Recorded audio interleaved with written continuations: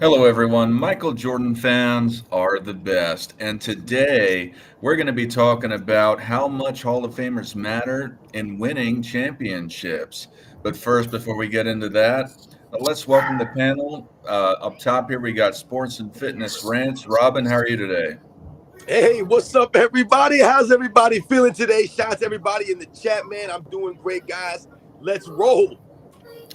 We got Hoop God. How are you today? Oh man, it's a great day. Shout out to the Denver Nuggets for putting that butt whooping on the Lakers last night. Yep. We got AOH. How are you? Good morning. My camera went out, I guess. Can you guys see me? It's a little laggy. It may recover. I don't know, but yeah, it got laggy on this side at least for me. And then we got Nick on the bottom here from NMB Sports. How are you today? Doing good. It's game day. Ah, Yep, absolutely. So, Robin, what's your take on the the narrative that Hall of Famers on a team will lead to championships? so you want me to come out the gate hot? Why you want me to come out the gate hot? I'm playing. No, like I said, once again, this is what it's all about. It's all about stopping these narratives, setting the record straight. So when we talk about, quote unquote Hall of Famers, there's different levels to this. Not every Hall of Famer is quote unquote created equal, so to speak. Some Hall of Famers are guys that you knew were going to be Hall of Famers from the minute they came out of college. You knew, man, these guys are going to be Hall of Famers, no doubt about it. But as it pertains to the Basketball Hall of Fame, we must remember a couple of things. Some guys are in the Hall of Fame because of their overseas basketball careers, not just because of their quote unquote NBA careers. So these are some of the things that we have to keep in mind. Also, there are also players that are in the Hall of Fame now because of the situations that they found themselves in, right? Maybe they were on great teams and they ended up winning several championships. So that helped them get into the Hall of Fame, right? Maybe they played alongside great players. So that helped them get into the Hall of Fame, right? So these are some of the things that we must think about when we think about a Hall of Fame player.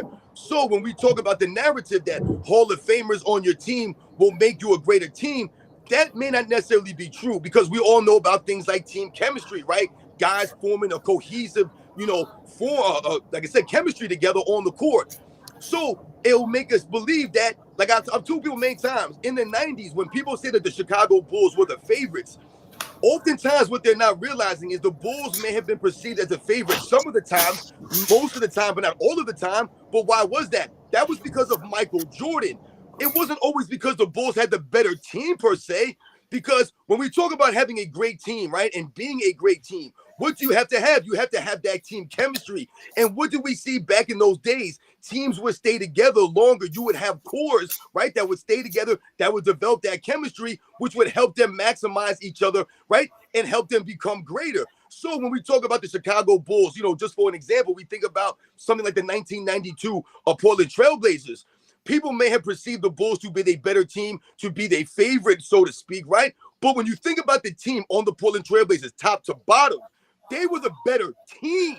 They had the better overall team. They had the better players, and they were around for a while. When you think about guys that we all know about Clyde Drexler, the Terry Porters, the Kevin Duckworths, the Buck Williams, the Cliff Robertsons, the Danny Ainges. A lot of these guys, the Jerome Kerseys, that were on that Portland Trailblazers team. So it would lead you to believe just because there weren't Hall of Famers on that team, that wasn't a great team. But Clyde Drexler is a Hall of Famer, but they'll say, oh, there's nobody else on that team. Those other guys were really good players, maybe not Hall of Famers. So those are the kind of things we have to think about. All right, real fast, we got a super chat from Full Venom Jacket for AOH for 10 Canadian dollars. Good morning, guys. It's like Good $2. morning. Good morning, A. Just kidding. Good morning, guys. I feel great today. I'm super full after I ate 7 apple turnovers this morning. Anyway, AOH, can we talk about LeBron trying to guard Jokic in the third and how comical that was? What's your take on that, AOH? Woo! I had to vent about that a little bit last night, so I'll be redundant. Man, it wasn't just Jokic. Porter seemed to be able to score on him. It's just what stood out to me is that if LeBron isn't on someone smaller than him, he's done. He's cooked. And if he is guarding someone smaller than him, he might get blown past.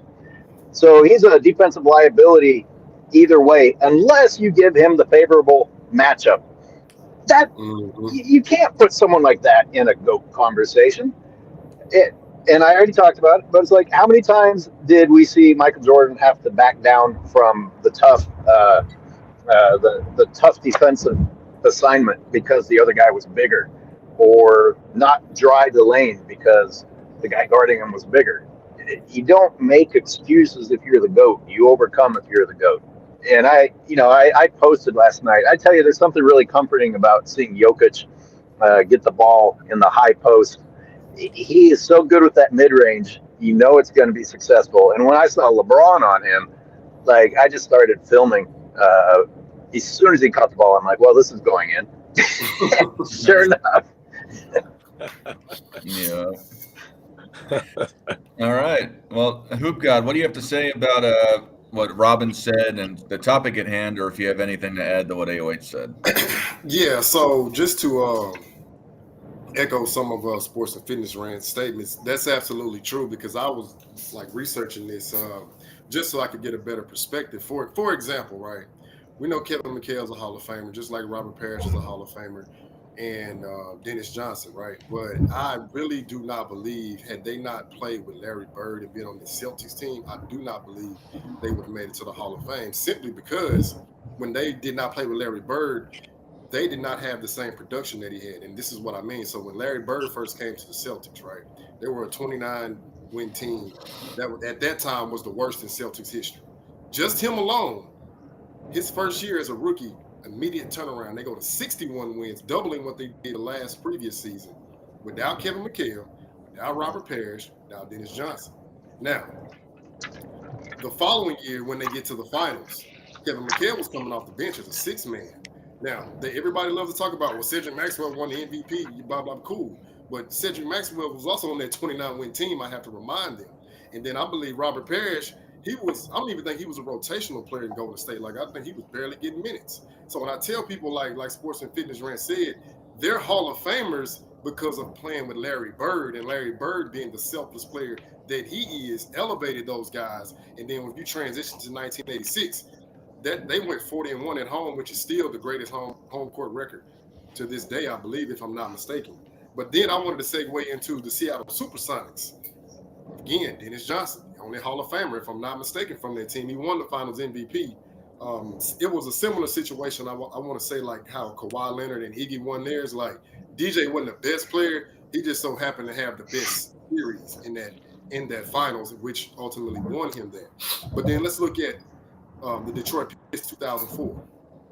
I believe Chauncey Billups finally made the Hall of Fame this year. But Ben Wallace was a defensive anchor for that team, but Chauncey pretty much was the engine that made them go.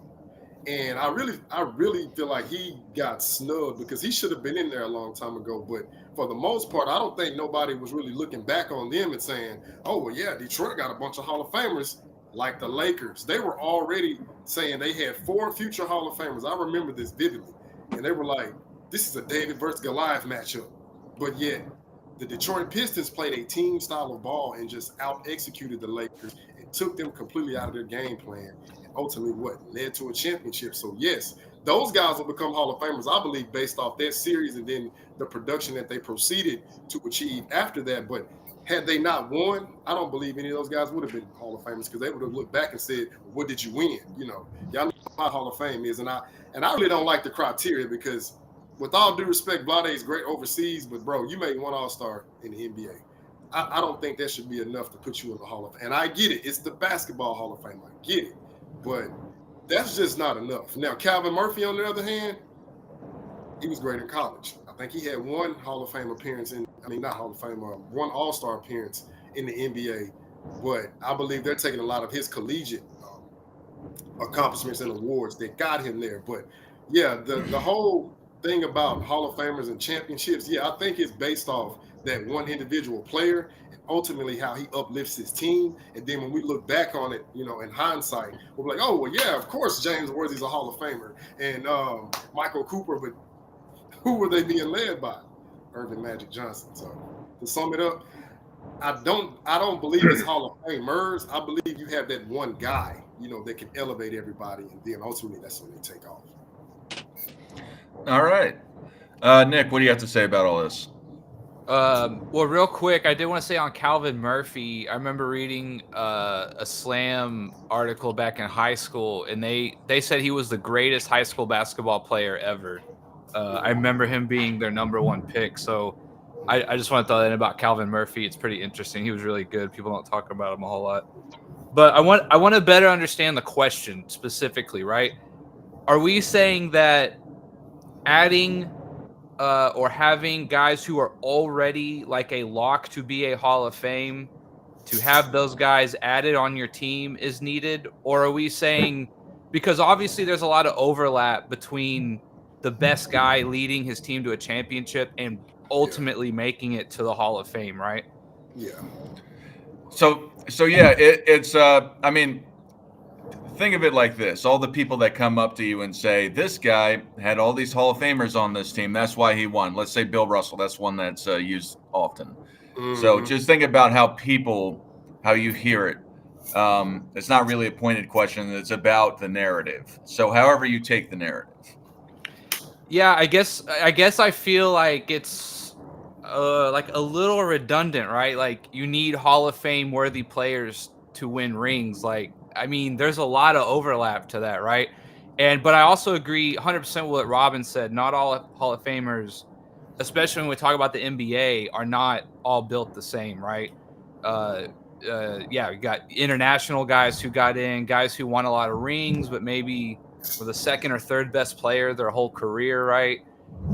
You think about a little bit like a Clyde, right? I mean, I know Clyde was a multi-time All-Star and above 20 points per game and stuff like that for the majority of his career, but if he doesn't win that ring, right? I mean, it's just all about how people look at your legacy in the end, right? So, I mean, ultimately, I mean, I feel like it's just a redundant question. It's hard to say. It's like yes and no, right? Like, what came first, the chicken or the egg? That's kind of my thought process on it right now. Oh, hold on one second.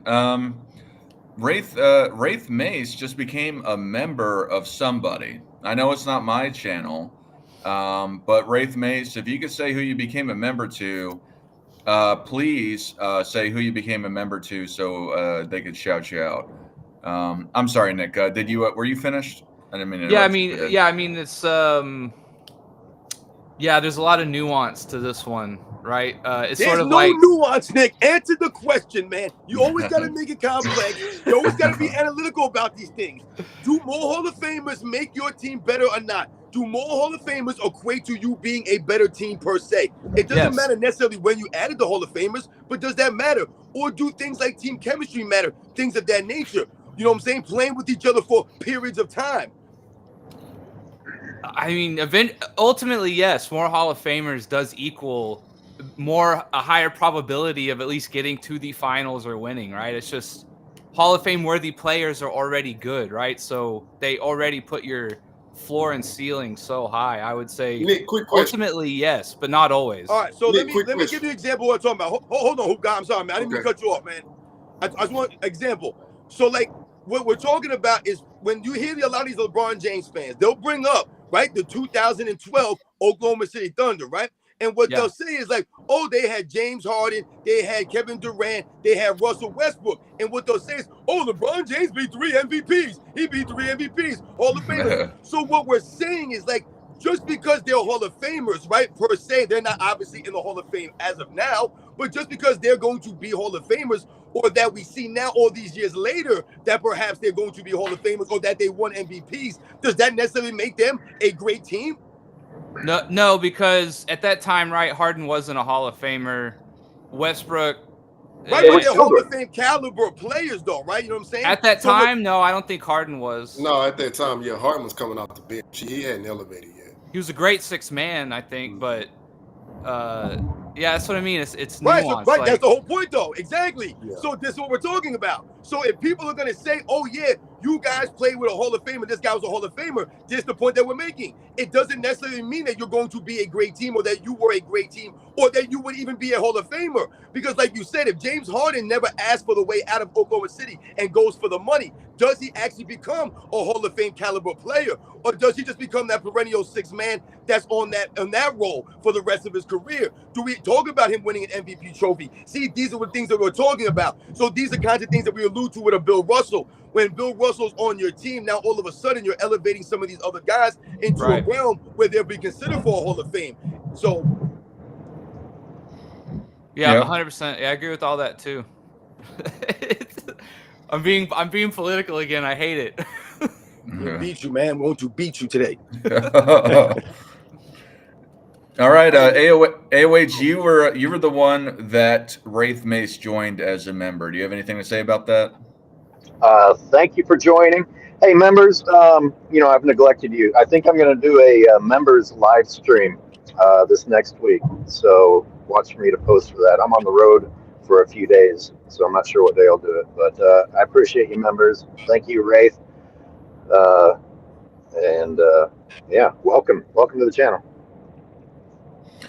Hoop Guy, you said you were you going to say something, or are you good for AOH to go and do his? No, I was just going to ask Nick, how many Hall of Famers did the Dallas Mavs have in 2011 versus the Big Three Miami Heat? 2. By career wise, in terms of when they were playing, only 1. Right. So my thing is, even though Miami had the quote unquote Hall of Fame talent, Dallas still took them down, which I'm rooting for them because I loved it, especially when they mocked Dirk in game 4. Yeah, 100%. Yeah, I mean, the team will always triumph just having Hall of Famers, 100%, right? It's just that I feel like there's a lot of overlap because usually the better team guys are Hall of Famers, or the guys who do produce are Hall of Famers already, right? So ultimately, no, I'm going to say that, but I'm just going to say there's a lot of overlap between having the best talent and the best players just equates to rings, right? It just kind of is that simple for the most part, which I know is a boring answer, but well, let's put it this way. It should, because someone who's a Hall of Fame caliber player is also the type of person who mentally would be willing to do what is necessary for the team. LeBron James has had teams with Hall of Famers that should have done more than they did. LeBron James actually hurts the ability for those Hall of Famers to have better lasting legacies. Those teams should have all done better, except that LeBron James and the LeBron James system shits all over those people. Now, the next thing I want to talk about with Hall of Famers is now things are getting so political that some guys who maybe should be Hall of Famers could potentially be left out so that they could say LeBron didn't have as many Hall of Famers, and some people might get put in it to say, oh, look who LeBron had in the face. I mean, that's how crazy things are getting. Right. You guys tell me this. Is Draymond Green going to end up being a Hall of Famer? Yep. Do you think? I think he should. He should. Oh, not if he was never. You said he apologist. Don't get me started on Draymond Green. Oh no! If he was never. No. He's my Let me favorite. finish. No. Yeah, if he wasn't with Golden State system, he'd be a nobody. He might be a great role player, but you wouldn't be having this ridiculous conversation. So some things do have to do with the system that you're around. Obviously, you can't deny that. What about coaches? What about What about Hall of Fame coaches? I've seen. It's weird some of the stuff that comes out trying to help LeBron James. I saw a video where this guy, I don't know who he was, is speaking to an audience. They assembled these people in an auditorium to tell them how shitty all of LeBron James's coaches have been. Who does this? Who actually has a symposium to make excuses for somebody? And, they, of course, crapped on Spoelstra. Well, is Spoelstra going to be a Hall of Fame coach? I think he probably will be. I mean, look what he's doing. Now, if obviously Phil Jackson goes into that category, but if LeBron James had Phil Jackson, you know what they would say? LeBron had to deal with some acid dropping hippie. as a coach, instead of calling him the Zen master, they'd be calling him an acid dropping hippie. Yeah. Word. Yeah, so for one, with the Draymond Green thing, I totally agree with AOH, and I think everyone's on the same page here. And I've said it multiple times. Draymond Green, if he's on another system, might not even be in the league. He might not have even made it past his first contract, but he was just able to. He was in a great situation. He thrives there. I absolutely agree, and I'm not everyone. For the people that don't know, it's kind of a running joke with Draymond Green for me, but no, in respect to the defensive player of the years and winning the championships and being a core part of that team, and to just transition into my take about the Hall of Fame stuff. There's a lot of guys that are on the Bill Russell Celtics that, if you on paper, outside of winning those championships, should not be in the Hall of Fame. They were bench players. The reason why they're in the Hall of Fame is because they were on that amazing run. But to bring it back a little bit too, is that Hall of Fame players aren't playing right now. So something that was said before that is kind of being used in the same light is that, yeah, future Hall of Famer.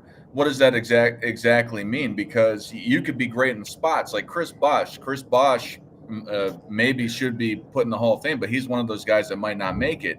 But Oh, during that, oh, did he make it? Okay, I don't. Okay, but yeah, I don't know. But what I'm getting at is that there are guys that were really great in moments, but they might have fallen off, and then they just don't make it. They might have been the best in the league. Like even guys like our friend Gilbert Arenas, who was really good in moments. It doesn't mean they're going to necessarily make it. So I think the biggest thing for me with the Hall of Fame take, or Hall of Famers will get you championships, and the example used with the Thunder with the Oh, 3 MVPs and the Hall of Famers is that it's a hindsight award. For one, you don't even know if they're going to make it into the Hall of Fame, and the way that they do is that they're good in the moments that they play. That's how they become Hall of Famers. So, like the Draymond Greens of the world, or if you go and you look back to a lesser degree, because I think Scottie Pippen's a lot better than this. What if Scottie Pippen didn't win the 6 championships? What awards did he get otherwise that would have qualified him? So that's how I look at it. I think a lot of people will mix the two things together, but I understand what they're saying. But the fact of the matter is if they fall off after they're on such a hot run, they might not even make the Hall of Fame. What people will say is that they're just great players. Does have anything to add to that before we transition? Or the Thunder were children. The Thunder were children in 2012. Yeah, Dart, I wanted to add to what you were saying. Like, I think the best way to categorize it, you would have, the Superstar Hall of Fame, and then you would have like the Role Player Hall of Fame. And this is what I mean by that. Like when you said Scottie Pippen, right? And Scottie Pippen is great. I'm gonna give Scottie Pippen his just due. But we've seen what Scottie Pippen did without Michael Jordan. Because Scottie was the guy that, yeah, he could fill up the stat sheet, he could go out there and play lockdown defense, but ultimately you need that superstar to bring the game home in the fourth quarter. And that simply just was not Pippen. It's not a knock to him. That just wasn't a quality that he possessed. Now, when you add that Michael Jordan element, now it takes them over the top because you got two guys who are going to give the ultimate effort on defense, out-execute you, capitalize on your mistakes and your mental blunders. But then you also got that guy that's willing to take that shot. Why? Because he's practiced these moments time and time again. He just got that competitive nature. You can't teach that. Either you have it or you don't. Then I'll segue to another guy. All-time great. I love him. But, not Dennis Johnson. Joe Dumars. I don't know why I'm thinking about DJ, but Joe Dumars, Detroit Pistons, right? Now, we know Isaiah Thomas was the leader of that team. However, he had to sacrifice a lot of his game and let his teammates thrive in their roles. And ultimately, that's how they were able to dethrone the Celtics and become champions. Now, you take away the Isaiah Thomas element, I don't believe they'll go to the finals. But then you put him in concert with those guys, and then they play like the style of play they play. A lot of people didn't like I love the Bad Boys. If Jordan didn't go through them, I don't believe we would have seen this version of Michael Jordan. However, Joe Dumars, I would say he would be in that Role Player Hall of Fame. Isaiah Thomas, superstar, just like McHale. We'll put him in the role player Hall of Fame. Larry Bird, superstar. You can even put Robert Parrish in there. I think they should have the category like in tiers. You know how they got like the certain jackets in the NFL? They got the red jacket, the blue jacket, and then you got a gold jacket. I would separate them like that. I'm like, okay, here go the top tier guys right here. You know, here go the other guys. Because it's like we know when we're looking like the 94 Rockets. Hakeem didn't even have, I would say, a role player superstar in 94. But then Clyde comes in 95, and then he repeats as a champion. He sweeps Shaq. But then I'm looking at the San Antonio Spurs. Tim Duncan, superstar. David Robinson, a role player. Because they couldn't even get to the finals without Tim Duncan. But I just wanted to add that in there when what you were just speaking on, when you talked about the criteria and how certain people get in, but it's like we don't really like, wait, how did he get in here and how did this guy not get in here? You know, because I'm thinking, I was just going to say, you guys are familiar, but do y'all believe Mark Aguirre is a Hall of Famer? I do, but I don't know why he's not in there. I was going to say this argument really, I think you said it right for us. It's like we're arguing really what is the difference between those like first ballot superstar Hall of Famers and then guys who make the Hall of Fame versus some other guys who might not have made the Hall of Fame who we know were better, right? That's kind of, I think, the nuance of this debate as I kind of hear us go through it. Yeah, well, listen, it's because there needs to be more of a standard to make the Hall of Fame.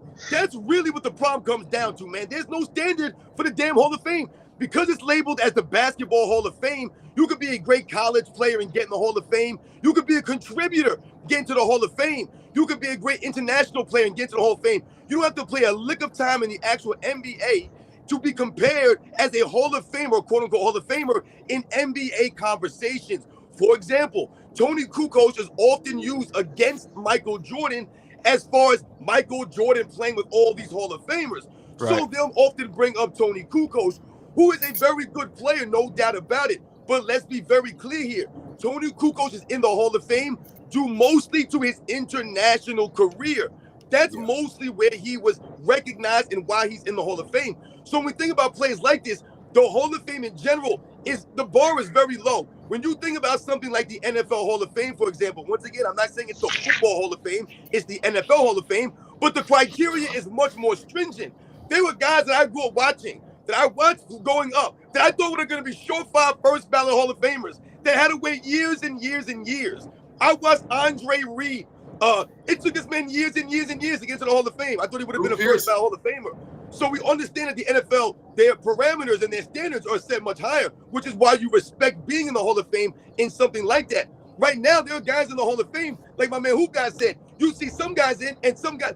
Hey, listen, how the hell is Kevin Johnson not in the Hall of Fame, but they just put in Chauncey Billups? It doesn't make any sense. And that's no knock to Chauncey Billups. But when you go back in the history, like my man AOH said, are they going to make it political now? All of a sudden now Chauncey Billups is a Hall of Famer, but someone that Michael Jordan played against in the 1993 NBA Finals that we could count as a quote-unquote Hall of Famer, he didn't make a Hall of Fame. To me, Kevin Johnson was a greater player than a Chauncey Billups. Also a Tim Hardaway, who's in the Hall of Fame, but Kevin Johnson's not somehow. So we don't know, like you said, who's a Hall of Famer, who's not a Hall of Famer, because now the parameters are all over the place.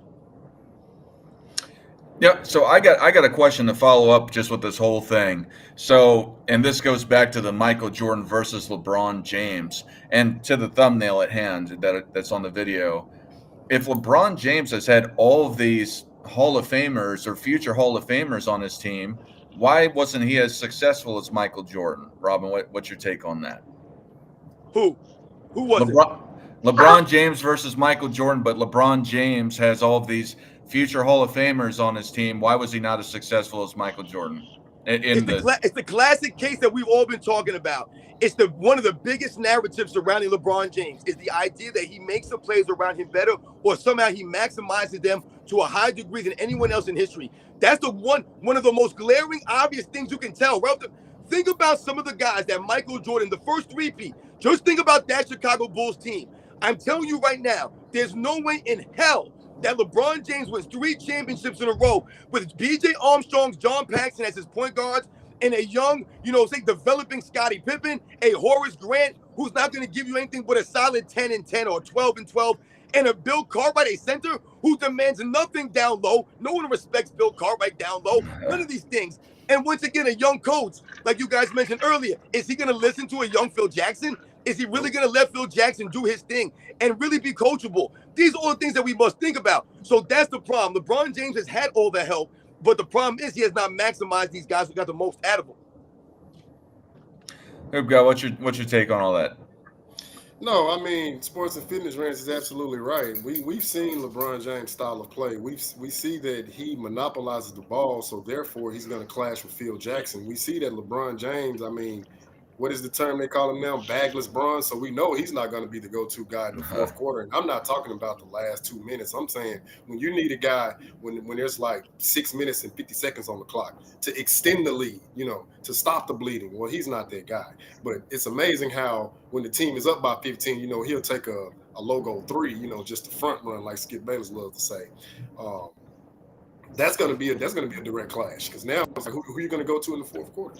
But then you have to look at it like you have to be coachable. You have to be able to do other things outside of just scoring because that's to me is just the 10% of the game. The other 90% are all the other things. Are you setting hard picks? Are you diving for those loose 50-50 balls?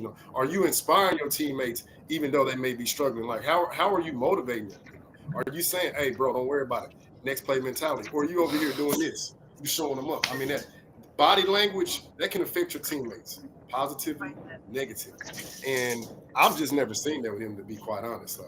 Playing in that system in Miami, I mean, of course, you got somebody like Dwayne Wade who can essentially create his own offense. I can't give you credit for that. You got a guy like Chris Bosh who can do the same thing, essentially create his own offense, but also can, give you 20 and 10. I mean, Chris Bosh was like 9th in scoring before they came together. You're not making him better. Another thing I noticed, with LeBron James, he gets stats, right? But his teams are never in the top 5 in passing because he holds the ball. So that's not going to allow your teammates to thrive. Unlike who?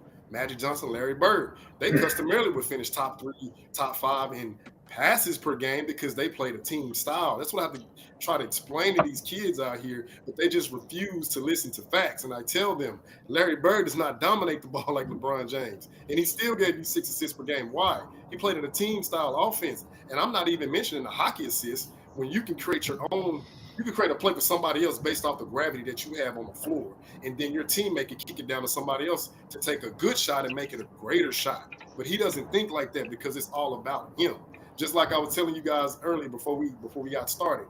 When I heard the commentator say he's shooting 60% from the field, I said he's not going to shoot the ball anymore because he has to make sure his stats look good, even if it comes at the expense of his team. And that is the polar opposite of Magic Johnson, Michael Jordan, Kobe Bryant, or Larry Bird, or Tim Duncan, Bill Russell. I mean, the list goes on. So, no, he would not have thrived with Phil Jackson, just like AOH said. They would have said, oh, he's some acid-drinking hippie, blah, blah. What is a triangle? This guy is crazy. But now we see what the triangle ultimately led to, so they can't say that. Then they'll pivot and say, oh, well, LeBron never played for a great coach. Okay. He had a chance to play for Phil in 2010 and go to Miami. And Spoelstra's a great coach. He had a chance to go play for Popovich in 2015. No, he went to Cleveland. Not to mention, David Blatt was 19 games over 500. Have you guys ever heard of being number 1 in their conference, 19 games over 500, and still get fired? 2018, he had a chance to go play for Pop again. What does he do? He goes to the Lakers. So I asked him if he's never played for a great coach by their logic. He's had 3 opportunities to do it, but he's chose to go elsewhere. Yep. That's not the coach's fault. Okay, so no, I don't believe he would have thrived with Phil Jackson because, again, to play in that triangle or the Golden State system, no, you have to buy into the system. And ultimately, LeBron James, his style of play, he marginalizes his teammates. He makes his teammates adjust to his playing style versus him adjusting to them, which is what the great ones do. So no, he would not have thrived with Phil. So Nick, what do you have to say about all that? And just to remind the chat too, what we were talking about. What's your take on the Michael Jordan and LeBron James if you compare the future Hall of Famers or Hall of Famers on their teams, and why LeBron James wasn't as successful as Michael Jordan? Yeah, I mean, I'll be kind of simple with this. My biggest knock on the whole Jordan and LeBron comparison is mainly LeBron is not the two-way player that Jordan was. I'll say that. But B, LeBron is just never been the best at anything, right? What is his go to? What is his pedigree that he has? He's only led the league twice ever in any category. One time in points, one time in assist, right? But again, whenever you're just a 6'9" linebacker, right? I mean, his bag is just going to dunk or shooting a step back three, right? He can't manufacture offense. I think he's overrated as a passer just because, again, as Hoop Guy kind of pointed out, he has the ball so much, he's going to get more assists, right? He can't. I don't really see him ever initiate an offense. What is he the best at, right? And with Michael, it was clear he could put the clamps on you and he'd get you 30 points, right? I mean, it was that's what it was every game, every time, right? And with LeBron, you think about these big moments, right? Kyrie hits the shot, Ray Allen hits the shot. He's third in his team in scoring in 2011, right, during the playoffs. Wade essentially carries him. He scores 6 points one game. His legacy is that block on Iguodala and the one time they beat the Warriors, right? It's just the pedigree with him and Jordan, he is not the same. He is just not on that level, right? He is an athletic freak. He's definitely talented, right? He'll fill the stat box, but like, what is he the best at? And I just don't see anything, right? I just don't see it. Again, he's just an accumulative athlete, in my opinion, right? Great career, great legacy, but with this whole why didn't he win as much as Jordan? It's just there's another level to it, right? And I just don't think LeBron's ever gotten there. Hey, wait, what's your take on all this? LeBron has a long list of great players to go through when you try and dig into these numbers. But the whole LeBron spread offense thing, where all these great players come in and then get reduced to being a shell of themselves in order to try and make it easier for LeBron to score, this is reflected in their numbers. Out of that insanely long list of players that LeBron has had, there's like one or two cases that I found where anyone's numbers stayed the same or went up a tiny tick. Everyone else has gone down. You know, everyone has suffered by joining him. I don't know where anyone gets this idea that LeBron makes his teammates better from, other than repeating what they're told to think by the media. It's just shameful that people are that easily manipulated. There's nothing supporting it. You know, it's 5% of all of his Hall of Fame teammates or any great teammates that have ever had their numbers go up while playing with him. And even that was brief. That was a brief moment that happened. And I got to get this off my chest. I want to talk about last night again. I mean, how can I not? I'm riding high from that. But you know what I heard was, D'Angelo Russell was 6 for 20. Guess who was 6 for 20 against the Pelicans and got praised for it? LeBron got praised for 6 for 20 against the Pelicans, and D'Angelo Russell is annihilated for it. And then they're talking about, the Nuggets have the greatest starting lineup. Well, why did the Nuggets have Caldwell Pope instead of the Lakers? That's LeBron's fault. You know, stick with some people, develop, see what will happen instead of trying to bring in all of these Hall of Famers who you immediately take away all the good that they can bring to your team. Real fast, Sandman Morrison went and he gave a super chat to somebody. He didn't say, again, for people in the chat, please say who you're super chatting, because this is streaming across all of our channels, and it doesn't say who it's going to. Please say who you're super chatting. I guess Robin.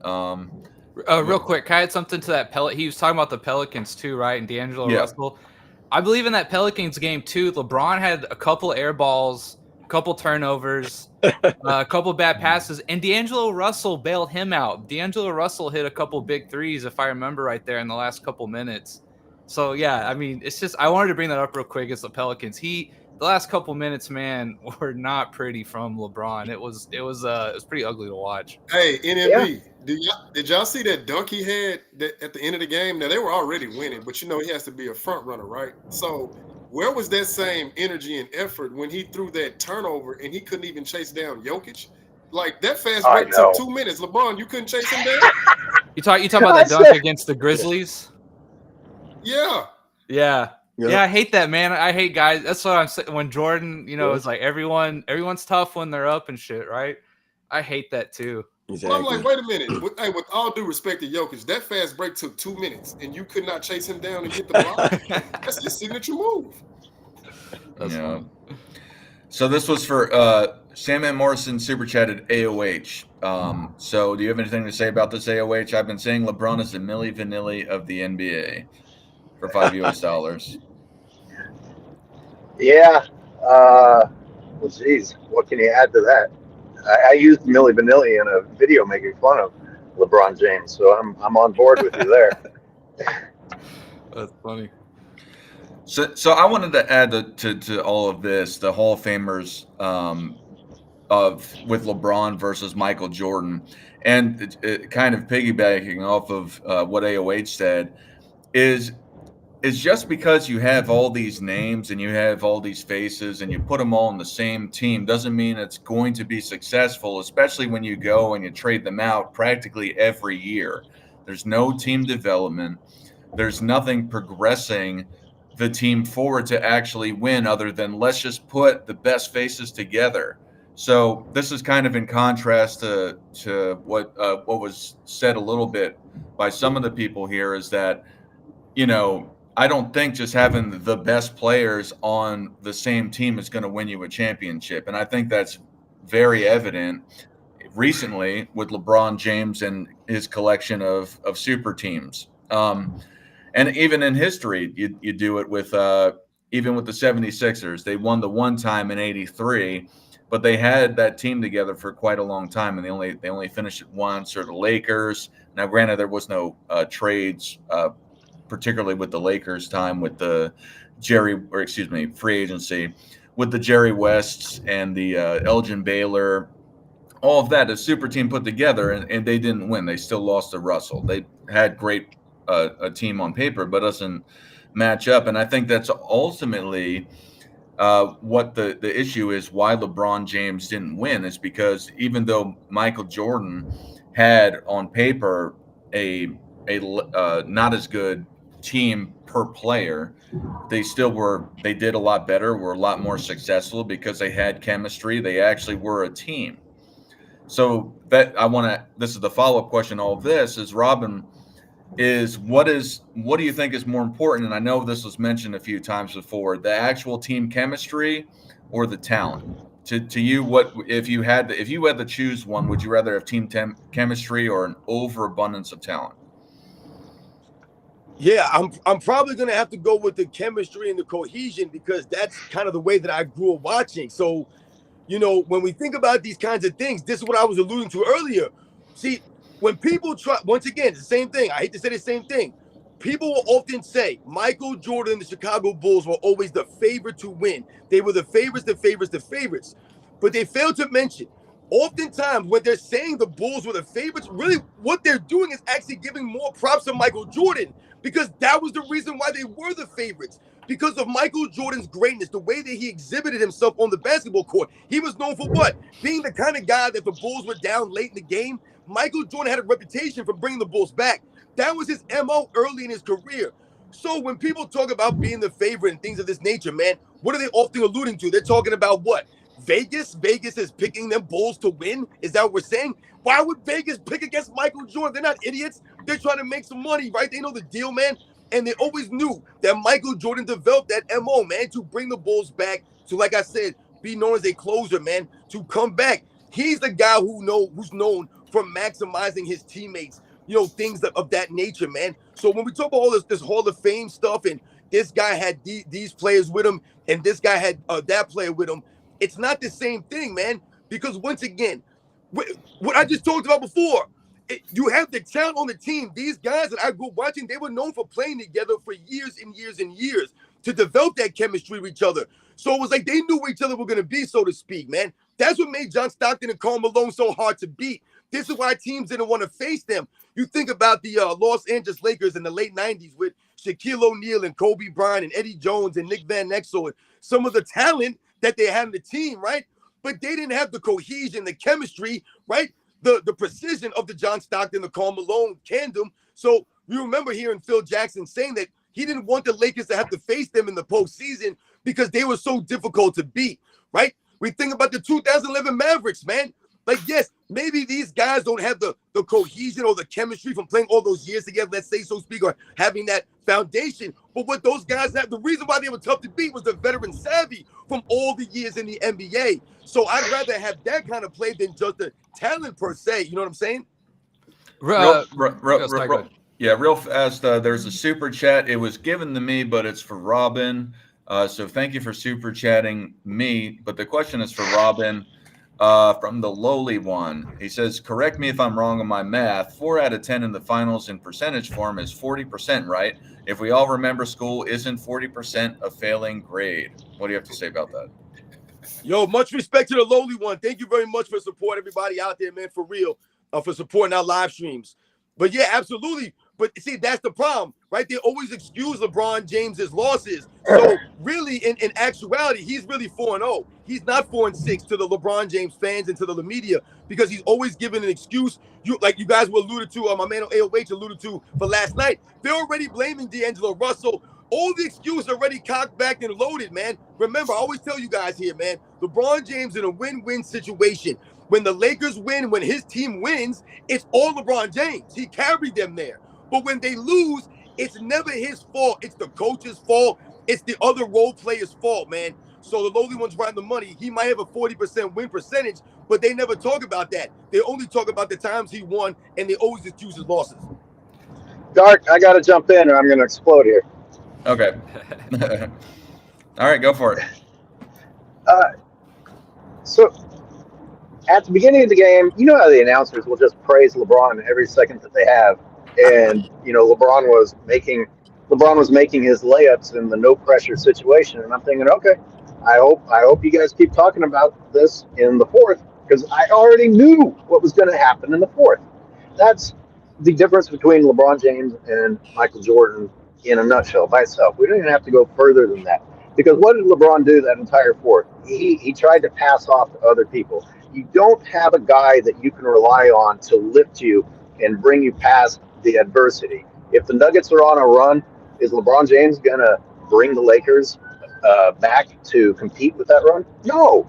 But you will have him point the finger at why his teammates couldn't do it. And you know what the announcers will do? They're like, well, LeBron James scored for 3 quarters. Why couldn't the teammates do something in the fourth? You're supposedly the GOAT. Fucking do it all 4 quarters, or at a minimum, do it in the fourth. When your team needs a leader, someone who isn't afraid of the moment. The guy is so afraid of the moment and is so ready to put it on other people. Michael was not that guy. He was not afraid of that moment. And you know what else? Why didn't, you talked about that 2-minute fast break. Twice with LeBron's turnovers, LeBron failed to chase down Jokic. And listen, you don't have to get a chase down block every time, but commit a foul. Would it kill you to commit a foul? Because Jokic getting that dunk was big, and even that half dunk beforehand. You know what? Sending Jokic to the free throw line does not have the same impact for lifting the Nuggets' morale as just letting Jokic go ahead and get those shots. Those dunks were huge. Commit a foul, dude. Slow down the Nuggets. No, he wants to protect his stats. He wants to look good at the end instead of doing what's necessary for the team to win. I just got a one-liner. I swear he's trying to catch one of Wilt's no foul records that's out there lately. But why is that even something to be proud of? Yeah. What's up? I wanted to quickly, hearing you guys talk, I wanted to restructure what I said earlier, right? To be devil's advocate, right, of this argument, not of LeBron, but of the argument. If we look at LeBron team hopping, though, right? If we take from the decision, correct? He did go chase to go play with other Hall of Famers, and he went to 9 straight finals and won 3, right? But I think what you guys are saying and the other side of the argument is you will always play other Hall of Famers in the playoffs, in the conference finals and in the finals, right? So simply just joining up with other talent and other Hall of Famers is not the X factor to get you to win rings, right? It ultimately is who plays the best brand of basketball, correct?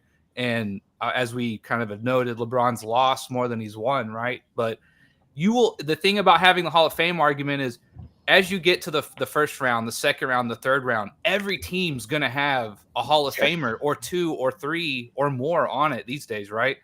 So, yes, like it is sort of this talent does raise your floor and your ceiling. I don't think anyone argues that, right? And talent ultimately probably gets you in the Hall of Fame, but you always play talent. You always play Hall of Famers, right? So simply just joining up with other talent is not good enough to ultimately get to the pinnacle, right? I think that's how I would restructure what I said earlier. Well, I just one thing I wanted to say real fast is what drives me crazy, and not to say that you believe this, Nick, is that when they always mention LeBron's championships, they'll go and they'll say 4 and 6 to qualify how many times he went there, as that if the 4 it doesn't just matter in itself. When you hear about all these other superstars, most of the time they mention the wins primarily, and they don't amplify the losses to make them greater. Right? Robin, were you about to say something? Yeah, no, I was gonna say something, but go ahead, keep going. No. I mean, that's more or less it. It just drives me crazy when you go and it seems like that's the qualifying measure of how to make LeBron the GOAT is because of his finals losses. It seems like that's more important than his finals wins. Yeah, I mentioned my pet peeve last week or whatever it was how LeBron fans just look at the accumulation. It's like, don't look at turnovers, don't look at losses and big moments, right? So I'm with you on that one. That was not, again, I didn't mean that to be a LeBron argument. It's just that he's sort of the antagonist of this argument, right? But if we look at him team hopping other Hall of Famers, right? I mean, seems to be a pretty high floor, right? But you always play other talent, right? So it's not good enough on itself. Yeah. Did you want to add something, Robin, or no? No, I was just gonna say, like when we're talking about LeBron James and the talent that you play with or the talent you don't play with, I think it all comes back to the fundamental point that we've had a problem with from the start. Which is why a lot of us made our YouTube channels or we make videos, man. It's because all of a sudden now it's become about the names on the back of the jersey and stuff, right? So to speak. So what I mean is like this is where we get the term the plumbers and the taxi cab drivers, right? These guys, the conversations that are being had now, all of a sudden there was no talent back in the day, and only the guys that we know today, that these people know today, now it's all of a sudden about, like I said, the name on the back of the jersey. So they'll always talk about Michael Jordan playing against these slow and athletic white guys, and then they'll show a player or a picture of Michael Jordan being guarded by some player that maybe nobody knows or maybe they're not familiar with. You know what I'm saying? So these are the problems that, like I said, I always have a problem with. Is these arguments about guys in quote unquote Hall of Fame and these great players, because like I said, they want to use it both ways. Someone said something in the chat about, oh, no one says these things, or these are casual arguments that we're talking about. And sometimes people, when I make my videos, people try to make it seem as if I'm fabricating a narrative just to make a video off it. Like, oh, I heard this and I'm lying. No, these are the narratives that are being talked about on the national television.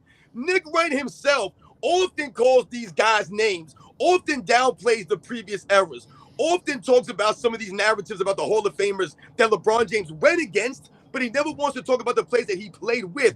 And then they'll use the same hypocrisy for Michael Jordan. So what will they say? Dennis Rodman made the Chicago Bulls a super team in 1996. But in 1991, when Michael Jordan beat that very same Dennis Rodman when he was 5 years younger, somehow, some way, they were not a super team, the Detroit Pistons. They were all old now. So this is what we're talking about. They're trying to use these narratives in both scenarios. So they use it to favor LeBron James. He played against all these guys, and he didn't play with anyone, right? He never had any help. But Michael Jordan played against nobody, but somehow, some way, in that same era, Scottie Pippen was the second coming of Jesus Christ. He was the greatest player of all time.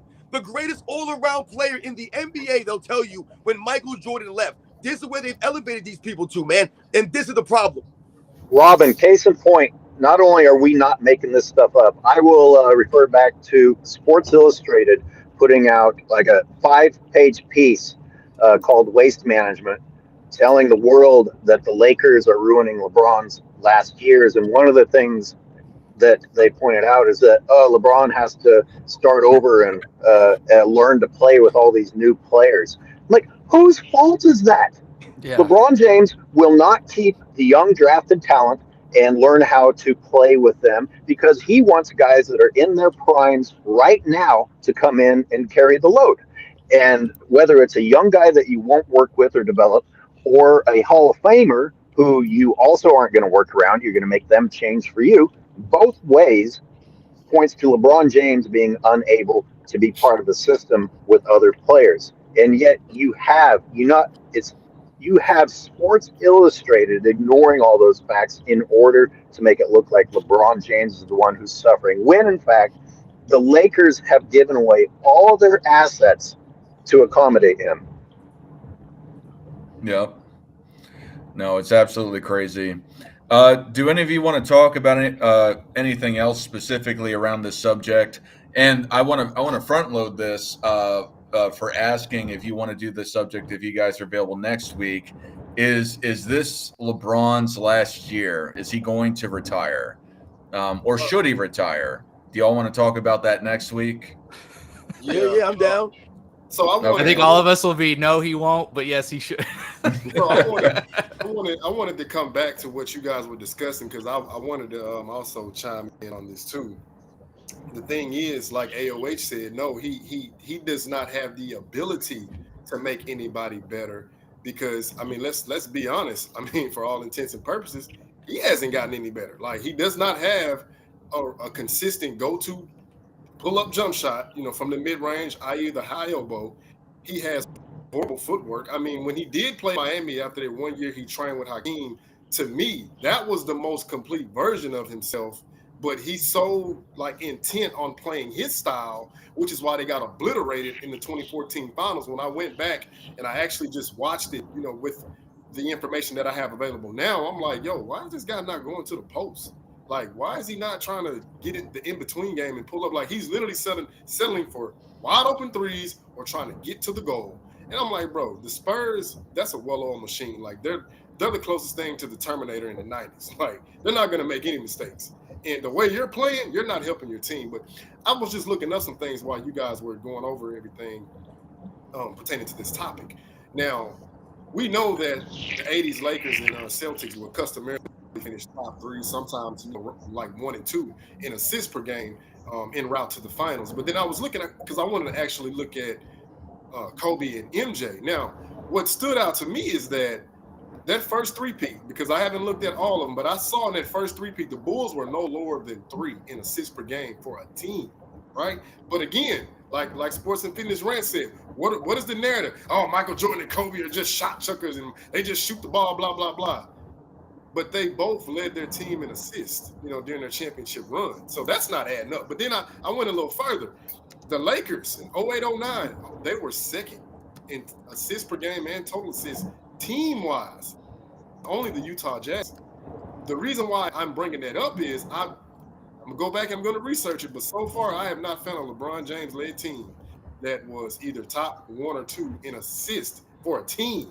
Now, I got to check the Miami Heat, but I know in Cleveland, he was never amongst that tier. So, again, this is further proof that he does what? Monopolizes the ball, does not get his team involved. He cannot elevate other players like Michael Jordan elevated Tony Kukoc to win 6th Man of the Year. He can't elevate other players like Kobe Bryant elevated Trevor Ariza and Lamar Odom, who won 6th Man of the Year. So, again, I always ask, what player did LeBron James raise their level of talent who wasn't already established? Because I found none. Yeah. Excuse me. Real fast, we got some more super.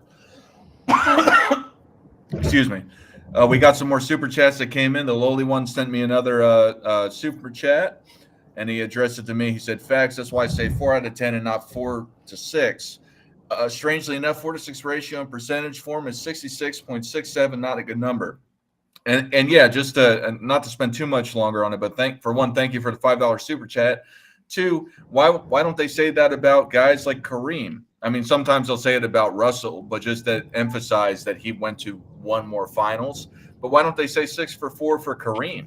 They don't. They just say 6 because it doesn't make any sense to glorify the losses when you're not number one, just to amplify how many more you went to. And the whole thing with LeBron is, again, they make it seem like the losses are more important than the wins because he didn't win nearly as much as other guys, to include Michael Jordan, who they put him up against all the time because he's the latest and the greatest. He does, in my opinion, he doesn't deserve to be in that conversation. He's one of the greatest of all time, but not in real GOAT contention. It's not even close, in my opinion. Yeah, I don't get it because, like, speaking for me, I never think about 2006 ever. Never comes to my mind. I never bring it up. I never think about it. Yeah. And then we got 2 more. I believe these are both for AOH, or the one is for AOH as a question. From the Sam and Morrison again. For AOH, in 20 years, LeBron has never worked on his game. That is the difference between LeBron, MJ, and Kobe. What do you have to say about that? You know, I was thinking about this. You wonder if it's people who have it too easy too soon. You get a little bit spoiled.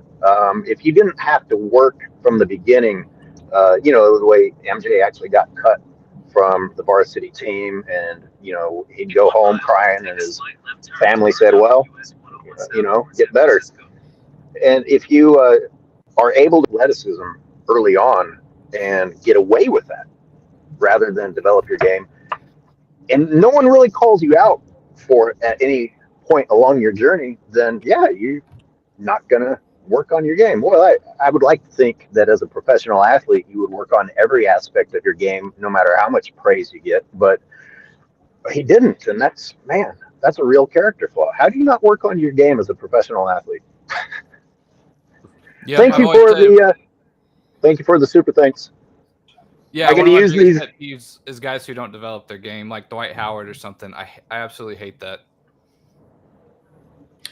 And then we got another super chat. This is directed for Sports and Fitness Rants. Robin, I believe that it probably, or I don't, Recipes with Reed, if you can say who you sent it to, that'd be great as well. But the question is directed to Robin. This is the 9th game LeBron has lost in a row to an unathletic white plumber and Jokic. MJ never lost that many in a row to anyone. What do you have to say about that? Yo, shout out to Recipes with Reed coming through once again for the support. Thank you for supporting the live stream, guys. And like I said, standing up to the lies and the narratives. And those are the facts. This is what we're talking about. All of a sudden now, all the white guys that I watched growing up, man, they're just plumbers. They're unathletic white guys. But the white guys today, who are they? Oh, these are the greatest athletes of all time, Nikola Jokic? No, man. Because once again, the guys back in the day that I watched growing up, man, those same white guys, they played with the effort, the heart, the grit, the intensity, man. So these are the things that they don't talk about in this era. So shout out to Recipes with Reed, because once again, man, these guys want to make it about the color of people's skin now. That has something to do with guys' basketball skills all of a sudden. I never remembered that, man. Listen, I grew up in New York City, man, with all kinds of backgrounds, all kinds of people playing basketball, man. All right? And if you ever thought somebody wasn't good at basketball because of their background or even the way they looked, man, you were in for a rude awakening. Yeah. All right. Do any of you have anything else you'd like to talk about before we start taking callers for a little bit? Special request. Somebody send me a super thanks to buy my lovely lady here a drink, because she's driving me around so I can do this. And then we're heading out to celebrate that Nuggets win. Smile. Yo, much respect. Much respect. Shout out to Miss AOH. All right. Mrs. Angry Old Hoop Fan. Mrs. Angry Old Hoop Fan. Yeah, I got something to say real quick, man. Because we got some idiot in the chat, man. Some guy, Duke Blaylock, some moron, some idiot saying some nonsensical things. So let me educate him real quick. First, I don't understand why you fools are in the chat and you talk about we don't know this or we're lying about that, but you continue to come back to the chat. But he was saying something that we lied on here about LeBron James not developing his game. And then he proceeds to talk about some nonsense about, oh, this guy LeBron James shoots over 40% from the three-point range, but you guys want to talk about he hasn't developed his game, blah, blah, blah, blah, blah. Once again, LeBron James shooting 40% from three does nothing, man. You guys must not understand the game of basketball and the kinds of shots that LeBron James allowed to shoot out there. This man's literally standing and walking right into these 3-point shots. But nonetheless, how many times has LeBron James airballed these 3-point shots? How many times has LeBron James hit the side of the backboard on these shots? Many, many times over. If LeBron James really developed his overall jump shot, his overall game, then why is this man can't shoot from the free throw line still? How many free throws has LeBron James shot? So my man Duke Blaylock, I don't know what you're talking about. LeBron James' overall game has nothing changed, man. The man is allowed to what? Manipulate the rules of basketball. Because once again, how many games has LeBron James had this season alone where he had 0 fouls? He played over 30 minutes in the game, but he had 0 fouls. So somehow, some way, LeBron James allowed to drive the lane, lower his shoulder, use his off arm, but no fouls are called against LeBron James. 0 fouls. But as soon as anyone grazes LeBron James, this man goes flying into the third row. They're blowing the whistle. He's allowed to shoot his free throws. The appointed case last night, the Denver Nuggets, they shot 6 free throws. The defending champion Denver Nuggets on their home floor shot 6 free throws, and the Los Angeles Lakers shot 19. It's not even comparable, man. LeBron James' entire career has been one big laughingstock because he has not developed the game. So Duke Blaylocks, do me a favor, man. I dare you right now to go put yourself on camera, tag me in the video, and explain to me what game LeBron James has developed over his career. Explain to me his go-to move, and don't you talk to me about no damn FU3. Don't talk to me about that nonsense, man. Break it down to me. He has not developed his game over the years, and you know he hasn't. Two things. Oh, go ahead.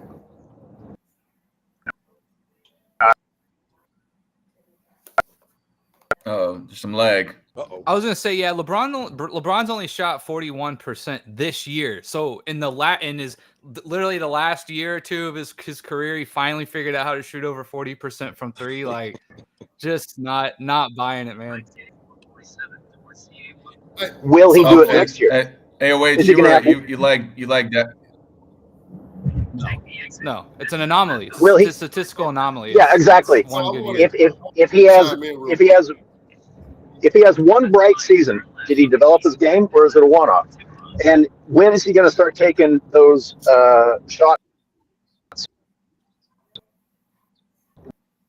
when there's no? He's only Time one left other on the shot. time shot over 40% and essentially never got over 37 or 38 any other year, once or twice. So But Yeah, is he let's see how shot he is over next 80% from the free throw line? The man can't sniff 80% from the free throw Yeah. line, but he's a shooter now. We want to talk about LeBron James being a shooter. Get out of here, man. The sun shines on LeBron James' ass every once in a while, man. He ain't no shooter. You want LeBron James shoot from three at the end of a game? Hell no. Hey, so I wanted to chime in real quick. He's bringing up 40% like that's a flex. Let me make a comparison, right? Draymond Green is shooting 40% from three this year. That's not a flex. Not only is it not a flex, but we can go look and see how many contested. That's my man. 3-point shots.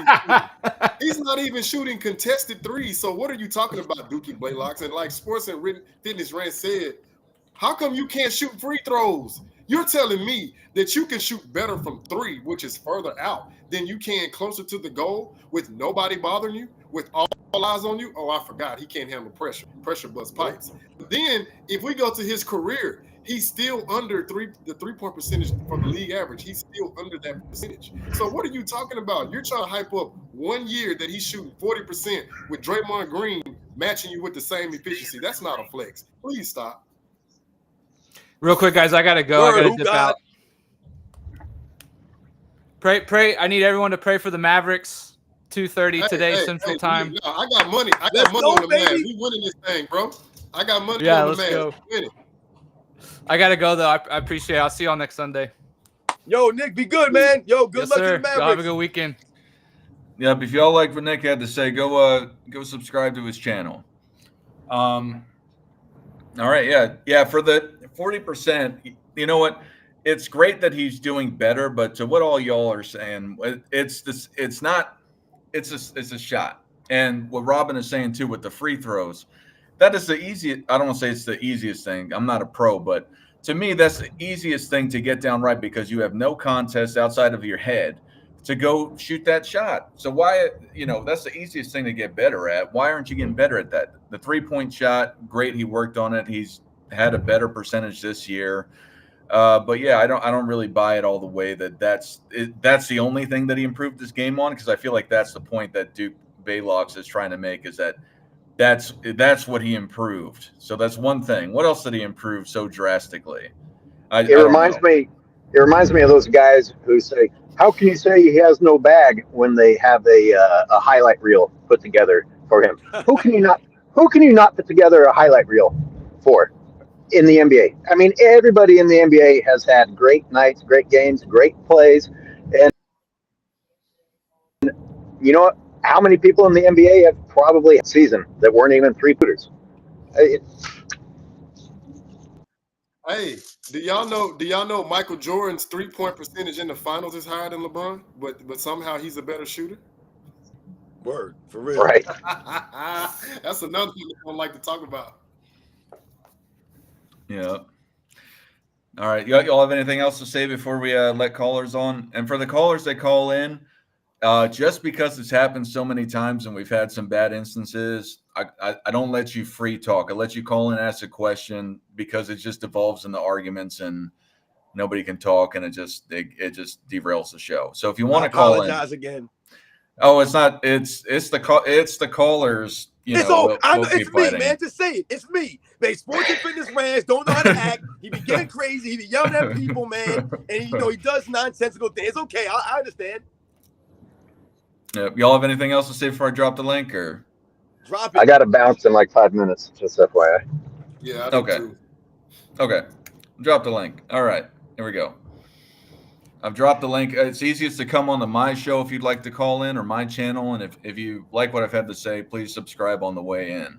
But other than that, you would have to type it in. But it's easier if you come to my channel and just click the link and then get on it. But I've dropped it. That's a beautiful view, AOH. Tiburon. Yeah.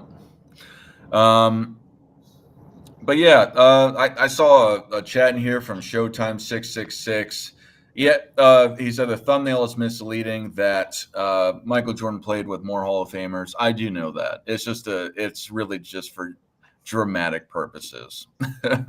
but it is, in respect to the argument, a lot of people, I think most people would agree that on paper, Michael Jordan played with a lot less talent than LeBron did. So that's the point. But yes, he had George Gervin. That I think George Gervin wasn't on that, amongst others, but one of the big ones. I mean, are we going to count Robert Parrish? Come on. Yeah. When he was 95, he was 95 years old. That's how desperate they are. They got to be that desperate to count Robert Parrish and George Gervin. Okay, at that time, you would have went out or not. Welcome, Jim. How are you today? Jim, what's up, man? Hey, what's up, guys? How you guys doing? All right. Great. Go check out Self-Research NBA Facts if y'all like to see some interest or new and interesting takes on NBA Facts. Anyway, YouTube just suggested that channel to me. Yep. Hey, yeah. On this topic you guys are talking about, the Hall of Famers. The way that I always took it was that this is something that the Nick Wrights and all the media would always bring up when trying to point out that technically he played against more Hall of Famers than Michael Jordan. Doesn't matter if Jason Kidd was 37, 7 points a game. That does not matter. It only matters that he was a Hall of Famer and he was on the team. That's all they go by. And it's ridiculous. I don't see how that. Sean Kemp finished 8th in MVP in 96, but because he's not a Hall of Famer, Kidd is a higher grade player in the finals than Kemp. Stupid, right? Yeah. Word. Yeah. That's really my whole point. So anyway, that's all I was going to say. I mean, I think Rob got, he was on that. He know what that was all about. It's just the damn media always brings that up. It's not the quality of the Hall of Famer or the age of them. It doesn't matter. They just want to count Hall of Famers, anything to prop the boy up. Right. Jim, isn't it interesting that Michael could have more Hall of Famers, yet LeBron's top 75 list eclipses Jordan's? Something seems wrong there. Yeah, right. Yeah, you never hear him bring that up. And man, when Kukoc became a Hall of Famer, I mean, Tony Kukoc in the Hall of Fame. I mean, come on, what are we doing? And I bring up to people, I said, well, Vlade Divac is in the Hall of Fame. Jordan played against him in '91, so we're gonna count him, I guess. It's all just so stupid, but you go by the record, Michael Jordan's competition was actually better than LeBron James's, in the finals. So Right. again, but they won't talk about record, only Hall of Famers. That's why it's just stupid narrative. And like I always point out to him, though, the major difference, Jordan didn't lose. LeBron lost to those teams. Hall of Famers or not, Jordan never lost. So that's always the major difference that, they don't want to talk about that either, but that's about it. Oh, AOH, somebody suggested me if you get a chance, I put out a video about the '98 All-Star game and how Jordan was just so outmatched by all the talent that the other team had. And anyway, if you get a chance, if you would want to just take a look and do your normal breakdown of that particular game, how Jordan, they won the game and he got the MVP at 35 against that stacked West roster. Anyway, that's it. Is it a reaction to your video, or you want me to go look at the original game? No. Yeah, you don't have to bring me up at all. Just you doing it. All right. He's talking about the game. Yeah. Okay. Yeah. Just like I said, somebody brought it up. It's like, hey, if you happen to talk to AOH, and I was like, all right, well, I'll see if I talk to him this week, and I'll just mention it to him. So. Yeah. All right. Thank you. All right. That's it, guys. Enjoy your weekend. Yo, thanks a lot, Jim. Yo, much respect, man. Be good. You got it, man. You guys too. All of you. Absolutely, Jim. Have a great day. You too. Yep. All right. Drop. The link has been dropped. Jim is the only one who's called in so far. So I'll leave it up for a bit. But yeah. I guess while we're waiting, do any one of you believe that the Lakers are going to win this series? Hell, as long as the refs stay out of it, no. Yeah, I mean, I don't. To me, the Denver Nuggets are just a better team. So yeah, I don't. I mean, listen, if the Lakers won, it would have to be something miraculous, But yeah, I would definitely bet. I would bet on the Nuggets if I was a betting man.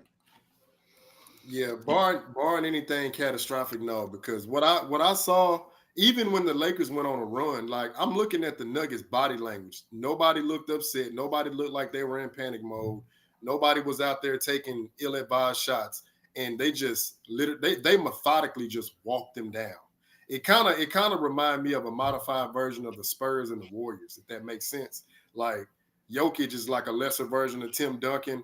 Jamal Murray is like a lesser version of a Stephen Curry, and then everybody else, like they're contributing within the flow of the game. Like I'm not seeing KCP hit four threes, and then you got Reggie Jackson, getting his, he's getting his quality shots, and I'm seeing Jokic is just. Man, he was just carving them boys up with passes. And when he got LeBron or AD on them, straight to the goal. I mean, just big boy ball. I'm like, bro, this man is telling both of them, y'all can't guard me. Y'all too small. Hey, yo, this is my boy Thomas, man. What up, bro? How you doing, Thomas? You got a question you want to pose? Oh, you're on mute.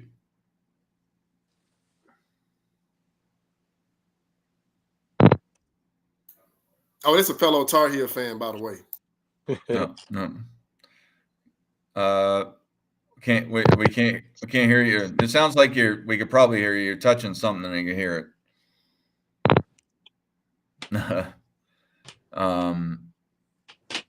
But yeah, we can't. Well, yeah, we can't hear you still. So just keep trying to get it. No volume. Yeah, he made. Hey, you made. Oh man, hey, can. Oh, there you go. Oh, there it is. Man, I apologize for that, man. I gotta reset my other phone. But how y'all doing today, man? Good. What's up? Great, man. What's up? Cool enough. What are y'all favorite? What is everybody's favorite Jordan moment? Like from any moment in his career, what's your favorite? Favorite Jordan moment? You want to go first, Robin? Yeah, my favorite Jordan moment would probably have to be the first championship for me, man. It'd probably be the first championship. That would probably be my favorite Jordan moment. Oh, you Yep. log out. What about you, Hoop God? I would say 92. Like, because the reason why I'm gonna say 92 is because what are we being inundated with today? Michael Jordan can't shoot threes. I'll go check out 92 finals. That's all I tell him. Go check out 92. I'm like, yo, the man, he set a record that didn't get broken until Ray Allen in 2010. So that was a standing record from 1992 all the way to 2010. Like, don't tell me this man can't shoot. But then I also have to give him context. Like, Michael Jordan was on record of saying, well, I don't necessarily like the three ball. He said, they asked why. He said, well, when you hit one, guess what? You want to take another one. And if they keep falling, guess what? You're not as aggressive as you used to be. He said, so the three ball is good. It's nice to have it in my tools or whatever. But ultimately, he said it takes away from my game. So I have to be judicious when I use it. But they don't understand that because today it's just shoot a three. Forget everything else. Yeah, for me, I'd have to say coming back from the retirement, even though they didn't win that year, but just coming back. And for me personally, I was a young kid. I was around 10 at that time. So for me, it was super cool because the Space Jam movie came out, soon after that. For me personally, but as an adult looking back outside of the retirement, that's a tough one. I would probably say I'd probably have to say the end of probably the end of the 98 finals. Just cementing that second three-peat. To me, I think that really put him over the edge to be considered as the greatest of all time. So, but yeah, no, for me personally, it's coming back from retirement because that was super awesome. Okay. For me, it was 91. And in 91, I was a 10-year-old, and I saw him and seeing him win his first championship after, him losing like in the playoffs and not making the finals, losing to better teams. Like it was a major accomplishment, in my opinion. Oh yeah, Yeah, me and you absolutely. on the same page, man. For me, 1991 is my favorite finals to rewatch over and over and over again. The way that Michael Jordan played in the 91 finals, man, a lot of people don't talk about it. It was the first one. It gets kind of lost in the shuffle of the greatness. But man, the way he played in 91 was crazy. Yeah, what Pizza Time said, yeah, Paxson was an assassin. And I give John Paxson all the due credit. But yeah, Bill Jackson had to challenge Michael Jordan because y'all know he's a Zen master. He's like, well, Michael, they say you don't pass the ball. So how are you gonna approach that, right? So Michael goes out there and goes for 11.4 assists in that series, which is still second to Magic Johnson, like amongst players, not the assist average, but all the players. Because I think Magic, I think he got like 4 different finals where it's 1, 2, 3, and 4, and then it's MJ.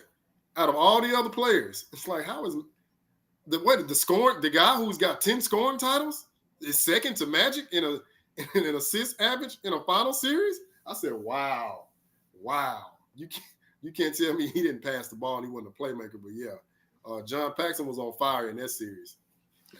Well, that's one of those things that kills me about that narrative too, is that especially with the triangle offense and even beforehand when he was playing with Doug Collins, is that he had played that stint as the point guard, but the triangle offense is based off of passing and motion. So how are you going to say that he doesn't pass the ball? That's the whole system he was in. Now, granted, he finished with the ball a lot. I'm not saying he didn't, but to say, he had to have a mind to understand the triangle, because I've heard before that people just are not smart enough to get it in today's NBA in the first place. And you have to pass the ball. You have to move the ball around. So, to me, that kills me too. But yeah, I've dropped the link a few more times. Timeless, you have anything else you want to talk about since nobody else has called in? You there? Might have lagged out again. Yeah. All right. Well, it seems like people aren't really calling in. So, do you guys have anything else you want to talk about before we start shutting this off? Or Robin or Hoop God? No, I think we're good, man. Yeah. I think like I said, man, it was a good live stream. A lot of people are probably watching I think the Celtics and the Heat are playing right now. Oh, it makes sense. Yeah. I just want to say this, man. I have a problem with Bron fans when they always want to bring up. No, Hey, it's like it's lagged. We're not again, bro. We missed the punchline. When Braun fans lag, not that you're a Braun fan, but Fans always saying that Jordan lost in the first round, but they never they never take the time to research and do the context.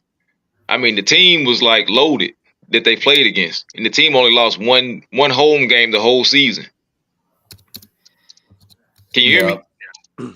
Okay. Yeah. Okay. Yeah, we hear you, Thomas. I'm gonna let Rob do this call, but yeah, no, I totally I agree with what you're saying. But thanks for calling in. We'll let Rob do this call, and we'll shut it off after this. But All right, thanks man. Thanks for having me, fellas. Yo, yeah, thanks for calling up. Yep. All right, Rob, how you doing today? Doing good. Yep. Do you have a question for us, or? Yeah, I was going to ask, who's all y'all's number two, and why do they fall short of your number one? Okay. I guess I'll go first. So for me, my number two is Bill Russell. Why he falls short for me is because I try to, for me, I not to toot my own horn, but I think this is a holistic way to approach this. Is that hey, Rob, can you got a lot of background noise. I don't want to mute you, but can you stop the background noise? Okay. All right. I'm gonna mute you for a second, and then I'll unmute you when we're done. All right. So for me, I got Bill Russell, but I look at it as a holistic thing, or I like to think it as this, because most of the arguments that people have in sports are the statistical dominance, and then there's also the team success, and then there's the influence and impact on the game. So why Russell's number two for me is because I personally go and I value winning over everything else personally. So he's up there number two because he was just absolutely dominant. However, when you go and you look at Michael Jordan, he was the second most statistically dominant player of all time in regards to titles won in respect to scoring and steals. Number one is Wilt Chamberlain. So I had Michael Jordan is the second greatest statistically dominant player of all time. When you look at team leaders as winners, not guys that rode the bench or anything like that, Michael Jordan as a leader is either, if you count John Havlicek, then he's tied for third with Kareem. If you don't think John Havlicek deserves that, then he's second all time with Kareem behind Russell. And then I believe he's the most impactful and influential player of all time. So he's number one, in my opinion, by far for the NBA. So that's why I have Michael Jordan above Bill Russell, but I personally prefer team success. Robin, who's your number two and why is asked? Yeah, I mean, listen, this is an interesting, question or interesting conversation. What's number two or who's number two and why are they number two and what's the criteria to be number one. The thing about Michael Jordan, I think everyone needs to understand, when people try to say that we're hating on another player or this or that, let's understand where we are in society, right? Michael Jordan is recognized as the greatest basketball player of all time for whatever the reasons. The reasons are irrelevant. Whatever the reasons that people have for selecting Michael Jordan are irrelevant. Those are the facts. In society, Michael Jordan is recognized as that. Where's the evidence of this? Well, oftentimes, as it relates to other sports, Michael Jordan is still seen as the bar. So Patrick Mahomes just recently won the Super Bowl, but somehow, for some reason, he was called the Michael Jordan of football, the Michael Jordan of quarterbacks, things of this nature. So what that shows you and it proves is that Michael Jordan is recognized as the standard, the greatest of all time. So if we come to that realization, then that should be no surprise why I think or why many people believe that Mike Jordan's greatest of all time. All right, so we get that out of the way. But when we talk about number two and who would be number two and why are they number two, it doesn't really matter who's number two. The fact remains that there is nobody in the history of the NBA that really has an argument, in my opinion, over Michael Jordan. Now, do other players have arguments to be the greatest of all time? Yes, there are other players, I believe, that are worthy to be considered a greatest of all time. The problem is none of those players have an argument over Michael Jordan. That's the problem. So for me, I would have Wilt Chamberlain as number two. But if you told me that Bill Russell was number two, or that Kareem Abdul-Jabbar was number two, or that Kobe Bryant was number two, or that Tim Duncan was number 2, or whoever was number 2, I may not have a problem. The only person that I've been talking about, and I've been consistent with this, is that to me, LeBron James is not worthy to be in a top 10 conversation, to be in a top 5 conversation, to be a number 2 player all time, because he hasn't earned it the way the other all-time greats have. All right, Rob, what do you have to say about what we had said, or what's your number 1 and 2, since you brought it up also? Jordan's definitely the GOAT, and I got Bird number 2. Absolutely, no problem with that. Yeah. Much respect to Larry Bird, man, all-time great. But yeah, thank you for calling, Rob. Robin, do you want to take? We got T Ray in the back. Do you want to take him, or and then shut it off there, or do you want to shut it off now? Yeah, no, man. Go ahead, dog. Run it, man. All right, T Ray, welcome. Hey, salute, fellas, man. Much respect. This is well needed. This panel, this channel, this narrative is well needed. But I appreciate it. I just want to touch base on you guys are talking about the top 2. I'll tell you where mine is. I have Kareem as my GOAT because of him being the greatest high school, collegiate, and NBA player. The only player that really can make that claim as the greatest on all 3 levels. Okay, he dropped off. Oh, okay. I think he's coming back. Oh no, it dropped off again. I guess with that, the whole point with that, and I think you can argue that in a totality, like he's saying, for amateur and professional. But I think there are guys that measure up, like Bill Russell. I believe he won twice, and not 3 times, but he won twice in college, he won twice in high school, and then he won 11 times in the pros. So I actually had a debate on that in my channel. I don't think I brought that up, but I think that's a case to argue that Kareem is not in respect to amateur and professional, but not to make an argument, because if you think Kareem's the GOAT, I don't think it's that crazy. I don't think it's close between Michael and him, but like Robin is saying, I think if you say he's number 2 at the very least, I don't think it's crazy. What do you got to say about that? Yeah, man, I agree with you, Dart. Kareem Abdul-Jabbar, for me, I don't want to go too crazy or down a rant with Kareem Abdul-Jabbar, because I feel a lot differently than I feel like a lot of people do as far as Kareem Abdul-Jabbar and Dr. J and their place in the 70s and things like that. But when we talk about Kareem Abdul-Jabbar, once again, I believe that he's worthy to be considered the greatest player of all time. Like I said, to me, he's one of those guys where he has the resume and you can make an argument. But for me, like I said, I just don't see how he's greater than Michael Jordan. I don't see an argument for Kareem Abdul-Jabbar being greater than Michael Jordan. I mean, let's just think about the championships alone. They both won 6 championships, but somehow Kareem only has 2 Finals MVPs, right? So that's not a knock on Kareem Abdul-Jabbar, but that has to go towards Michael Jordan's greatness. He has 6 championships, and he was a Finals MVP for all of his championships. We think about, something like him playing with other players and things like that. But for me, when we think about, like I said, who could be number 2, or we talk about Kareem Abdul-Jabbar as far as being the greatest high school player and the collegiate player and then an NBA player, that is an argument that people use for Kareem Abdul-Jabbar in that kind of debate, in that conversation. But once again, when we use those conversations, Michael Jordan was no slouch in high school. I believe he was a state champion in high school, if I'm not mistaken. And we all know he won a championship at North Carolina. So it's not as if Michael Jordan was like some, also ran in college or high school, and all of a sudden he just came out of nowhere in the NBA. He was an All-American. He was the player of the year in North Carolina. And I'm not saying that Michael Jordan's a greater college player than Kareem Abdul-Jabbar or anything like that. But, when we talk about, guys' careers in college or high school and then into the pros, there were a lot of guys that were great college players, that were great in the NBA also, man. But yeah, as far as Kareem Abdul-Jabbar being considered the greatest of all time, yeah, I see that. But once again, the percentages of people who think Kareem Abdul-Jabbar is the greatest of all time is a lot smaller than the people who think that Michael Jordan is. And that's the reality. And I want to say this, and I've done some live streams recently with it. And what I had mentioned before about the 1 and 2 question is that I think there are 3 pillars when people talk about sports, and Michael Jordan, in my opinion, if you look at the totality of things, is by far the greatest. because if you're number two or three, and then number one in these three major topics of sports, how are you not the greatest of all time when nobody else is even close to measuring up to being on top that much?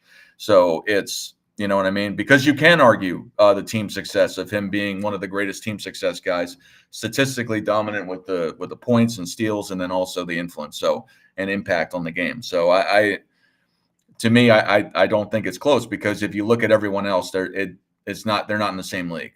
So when you put it all together, but Robin, you have anything else you want to talk about or say to the people before we start heading out?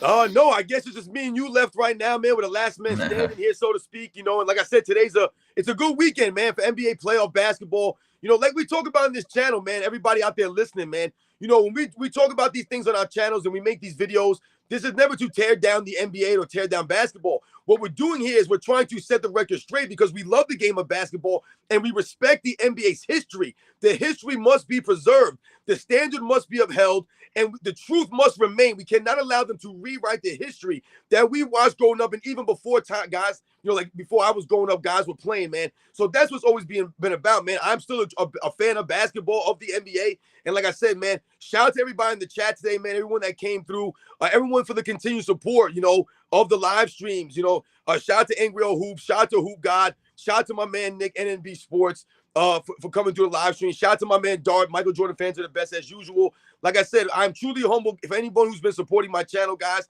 it means a lot, man. So thank you to you guys. Hope you guys enjoy the games this weekend, man. Yeah, absolutely. The same sentiments. And if you like what we have to say, please subscribe to our channels, including Sports and Fitness Rants. And check us out next week, where I think you're good to talk about, should LeBron James retire next year or this year? Listen, we know that LeBron James will never retire until he gets his send-off. He has to have his send-off. He won't walk off without the send-off. Yeah. But yeah, thank you for the chat. Thank you for the super chats for everybody. And thank you for your participation. It's great as always.